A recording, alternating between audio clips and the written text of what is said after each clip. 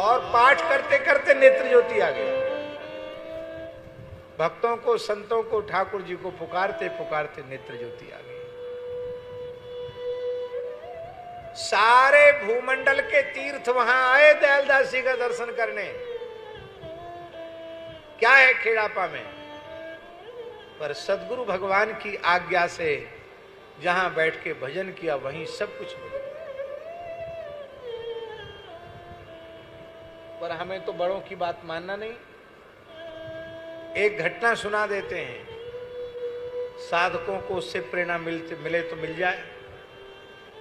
हमारे पूज्य गुरुदेव के पास एक साधक रहते थे, साधु थे, बहुत अच्छे थे, अच्छे हैं थे क्या, व्याकरण पढ़ते थे, भजन भी खूब करते थे, हमसे भी पढ़ते थे। तो भजन की प्रवृत्ति खूब थी, एकांत में घंटों माला जपना। तो सुदामा कुटी में रहते थे।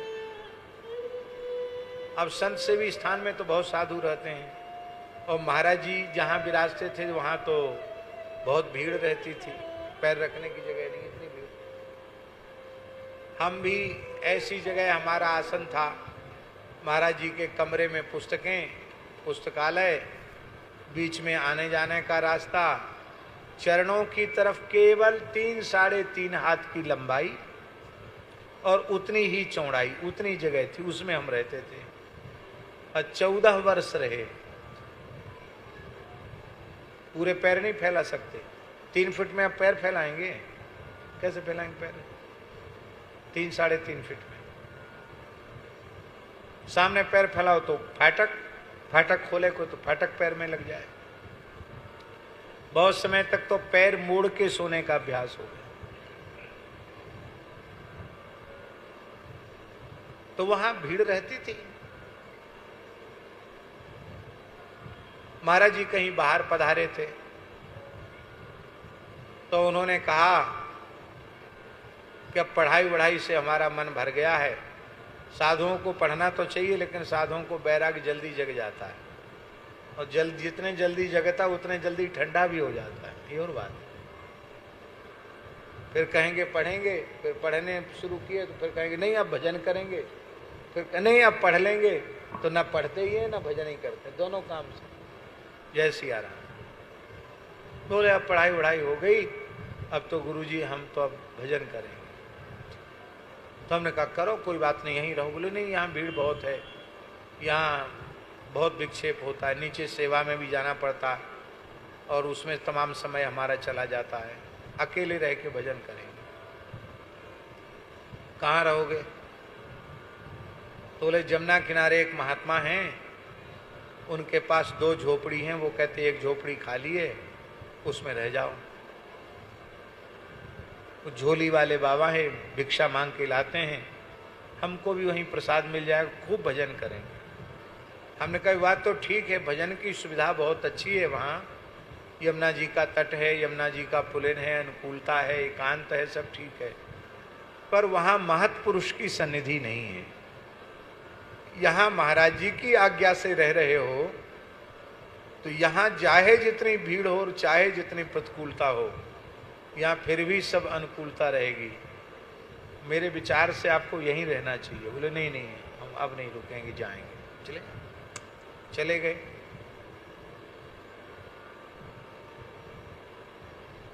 भजन के नाम पर गए, और एक दिन रात्रि को लगभग 11:30 बजे आए मेरे पास। हम लेट गए थे, जग गए, रोने लगे। बोले महाराज जी, पंडित जी हमको बचा लो, गुरु जी हमको बचा लो। कि क्या हो गया? बोले वहाँ रहते थे, भजन करते थे, एक बंगाली वहाँ झोपड़ी बना के रहता है, तो बंगालिन की छोरी से थोड़ा प्रेम हो गया है। अब वो बंगाली पीछे पड़ा है, बोले ब्याह करना पड़ेगा बाबा जी। तो क्या करो? बोले नहीं तो तुमको पुलिस में देंगे और तुम्हारी बदनामी कराएंगे, न ब्याह करना पड़ेगा। तो हमने पूछा कि आपने क्या विचार किया? बोले भाई भेष की बदनामी हो, इससे अच्छा तो विवाह कर लूं। तो हमने कहा फिर ब्याह के बाद फिर रोजी रोटी का संकट आएगा, कैसे उसका पूर्ति होगी? बोले वो बंगाली बोलता है कि हमारे पास 2 रिक्शा हैं, एक रिक्शा तुम चला लेना और झोपड़ी में रहना हमारी छोरी के संग। हमने उनको पूछा कि चलो जो कुछ होना था सो हुआ, आप भजन के नाम पर तीव्र वैराग्य पूर्वक गए थे, लेकिन यह सच्ची बात बताओ, शरीर से कोई साधुता के विरुद्ध कोई अपराध तो नहीं बना? माने प्रत्यक्ष रूप से तुमने स्पर्श तो नहीं किया स्त्री का? तो बोले नहीं, अभी भगवान ने उससे हमको बचा रखा है। तो हमने कहा यदि हमसे पूछने आए हो तो हमारी बात मानो तो हम बताएं। हाँ बताइए। इसी समय आप सीधे पैदल गिरिराज जी चले जाओ, अपना आसन बासन कंबल कमंडल उठाने भी मत जाओ। बोले नित्य नियम का सामान उनकी सब द्वारा आ जाएगा, कहीं भी मिल जाएगा, छोड़ो। वहां गए तो फिर माया में जकड़े जाओगे, तो जाने थोड़ी देंगे वो लोग। अब चले जाओ। और गिरिराज जी प्रत्यक्ष श्री कृष्ण हैं, उनसे प्रार्थना करना कि हे प्रभु हमारी रक्षा करो। अब कुछ महीने वहीं रह जाओ गिरिराज जी, सब ठंडा हो जाएगा, बाद में आ जाना। आज्ञा मानी, बच गया। हम ये बात इसलिए कह रहे हैं, भगवान की प्रचंड माया जीव को कहां कितने नीचे गिरा देगी नहीं कहा जा सकता। इसलिए सदा अपने से बड़े संतों की, गुरुजनों की नजर में रहना और उनकी आज्ञा में रहना। हमने तो यही समझा है अब तक की आयु में, हरि गुरु संतों की कृपा से यही समझा। मनमाना कुछ नहीं करना, अपने गुरुजन जो आज्ञा दे दें उसको श्रद्धा पूर्वक पालन। उसका कारण यह है कि समर्थ पुरुषों की आज्ञा हो जाने पर फिर न विकार विघ्न पहुंचा सकते हैं, न देवी देवता विघ्न पहुंचा सकते, न सिद्ध विघ्न पहुंचा सकते, ना ही माया विघ्न पहुंचा सकती। कोई विघ्न नहीं पहुंचाएगा, आप अपने लक्ष्य तक पहुंच जाएंगे। बस सद्गुरु भगवान के प्रति पूर्ण समर्पण। पूज्य श्री पंडित जी महाराज गिरिराज जी वाले पंडित जी बाबा वो कहा करते थे, साधक अपनो याई जन्म में पूर्ण कल्याण चाहे तो श्री सद्गुरु भगवान के हाथन में अपने आप को बेच दे, अपनी इच्छा से कछु न करे, वे जो आज्ञा दें वह आज्ञा को श्रद्धा पूर्वक पालन करे तो वह को या ही जन्म में कल्याण है जाए। पंडित जी महाराज का वचन। तो यहाँ सब ब्रजवासियों का लक्ष्य कृष्ण बलराम की सुरक्षा, उनका प्रेम है, और उसमें बाधा पड़ रही है तो उनको अपने घरों को छोड़ने में एक क्षण नहीं लगा। सब कुछ त्याग कर बैलगाड़ियों में सामान भरकर सब चल पड़े। कहां गए? बनम वृंदावनम नाम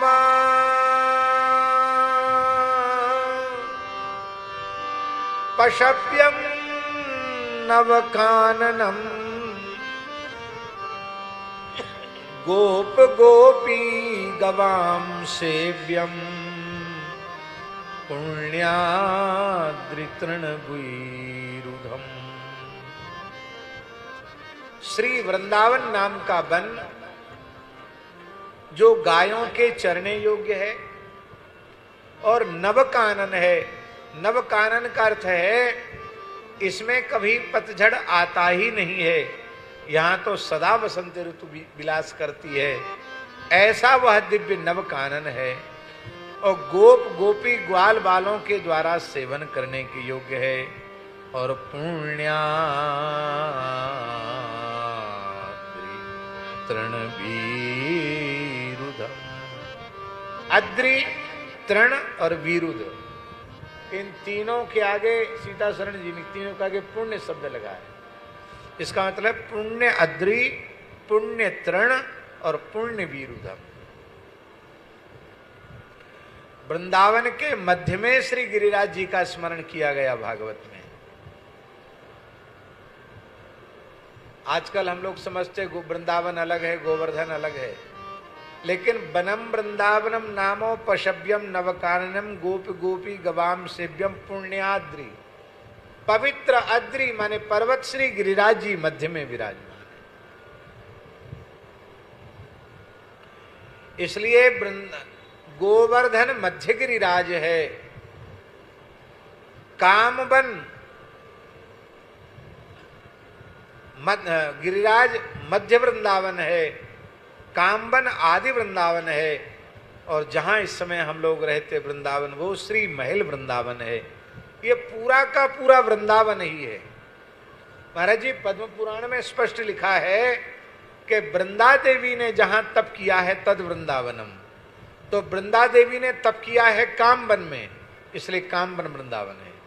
ये हमारा जो जड़खोर गोधाम है ना, ये विशुद्ध वृंदावन के मध्य आदि वृंदावन की सीमा में है। और भैया सच्ची बात कहें तो अभी ब्रज की शोभा, वृंदावन की शोभा तो जड़खोर गोधाम में है। दूर दूर गांव हैं, सुंदर पर्वत है, सघन वृक्षावली है, हजारों की संख्या में गोवंश है। जब पर्वत पर गायें चढ़ती हैं और उतरती हैं तो ऐसे लगता है कि इनके पीछे कृष्ण बलराम गैया चरा रहे हैं। आज भी झांकी का ऐसा दर्शन होता है। बड़ा पवित्र वातावरण है और भगवान की बड़ी कृपा है, गौ माता की बड़ी कृपा है। श्रेष्ठ वेदज्ञ ब्राह्मणों के निर्माण का उपक्रम वहां चल रहा है। बहुत ज्यादा छात्र नहीं है, 50-55 छात्र हैं, पर वो त्रिकाल संध्या उपासन करने वाले समय से पलाश दंड और मौंजीय व्रत धारण करके रहने वाले, दोनों समय अग्नि में समिधा दान करने वाले और ब्रह्मचर्य व्रत को पूर्ण निष्ठा से पालन करने वाले 7 वर्ष तक, जब तक समावर्तन नहीं हो जाएगा तब तक वे लौट के अपने घर नहीं जाएंगे। और उनको धीरे धीरे षडंग वेद का बोध कराया जा रहा है। भगवान चाहेंगे तो कुछ समय पश्चात मन की एक कल्पना हमेशा रहती थी कि विशुद्ध ब्रह्मचर्य आश्रम जो पुराणों में शास्त्रों में वर्णित है, ऐसी कहीं परिकल्पना हो। वहां भगवत कृपा से ऐसा स्थल है कि ब्रह्मचर्य आश्रम का दर्शन तो हो रहा है, अच्छे सदगृहस्थ भी वहां रहकर गो सेवा कर रहे हैं, तो उत्तम गृहस्थाश्रम का भी दर्शन हो रहा है। कुछ वानप्रस्थी भाव से वहां रह करके तप कर रहे हैं, साधन कर रहे हैं, उनका भी दर्शन हो रहा है। और कुछ साधु वहां पुरुषरण कर रहे हैं, अहरनिश, कोई दूध पी करके, कोई छाछ पी करके, कोई जौ खा करके तप में लगे हुए हैं, तो वहां सन्यास आश्रम का भी दर्शन हो रहा है। भले ही बीज रूप में हो रहा हो, पर वहां इस प्रकार का स्वरूप है। भगवान चाहेंगे तो इन्हीं बटकों में वे जब आहिताग्नि बनेंगे, अग्निहोत्र की दीक्षा लेंगे, तो वैदिक गृहस्थों का निर्माण भी होगा। हमारा मन तो कई बार होता है, क्या करें, कुछ न कुछ ऐसी परिस्थितियां सामने रहती हैं कि वो नहीं हो पाता।